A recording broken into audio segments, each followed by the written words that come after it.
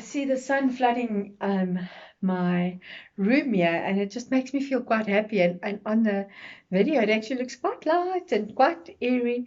And I just, as I switched it on and got everything ready, I thought of the song that goes, my sister taught it to me. She learned it where she was with her children.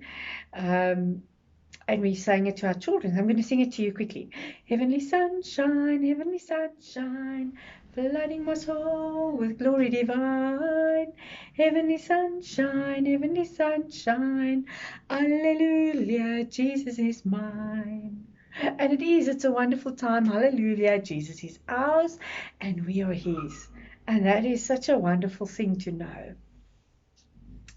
So we all have the same. So we've been talking about staying and not running away from our calling and that. And I can hear a lot of you going, but I don't know what my calling is. And how did you know what your calling was? And it's a question I always ask people until I got my calling. But what's wonderful is all our calling starts at the same place. All our calling starts with love. So if you're doing something and you know it's not like the love of God, then you're not doing it. Then you're not living in your calling. Regardless of, like I've told you that I must be in ministry and I know I must be in ministry. I can be in ministry, but I can do ministry without love. I can do it with judgment and failure to understand your position and failure to want to serve you. I must serve you. I'm not supposed to be on a pedestal. And so I can do it without love. Then I am not, even although I'm doing ministry, even although I'm telling you the truths of God, I can be living outside my calling. That's a problem. And so we all have a universal calling, and that's where we start.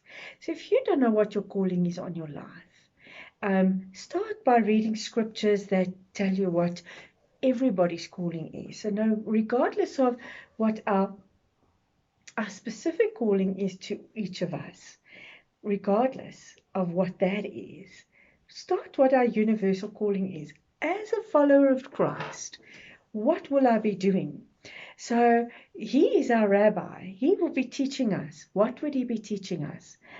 As a congregation, as the congregation of saints, what would he be teaching us? And in Proverbs 31, verse 8 to 9, it says, speak up for those who cannot speak for themselves, for the rights of all who are destitute. Speak up and judge fairly. Defend the rights of the poor and the needy. So that is the beginning of your calling, regardless of what your calling is. Are you meant to sit with people and just pray with them? Are you meant to do what I'm doing here? Because we need to flood the airways with this kind of thing. Are you meant to sing songs to God? What are you meant to do? That's awesome. Are you meant to go to work every day and be God to those people? Be Jesus with skin on. There's a lady I know, and she's awesome, and all she does is, one of the things she does, she sells ice cream, and with the profits that so she can give it to specific mission things, but she sells it at work, and they know why she sells it. And so if they have a problem or if they need a priest, they come to her. So she goes to work and works very hard and does her daily work and earns a salary, but there she is sometimes holding her hand and praying.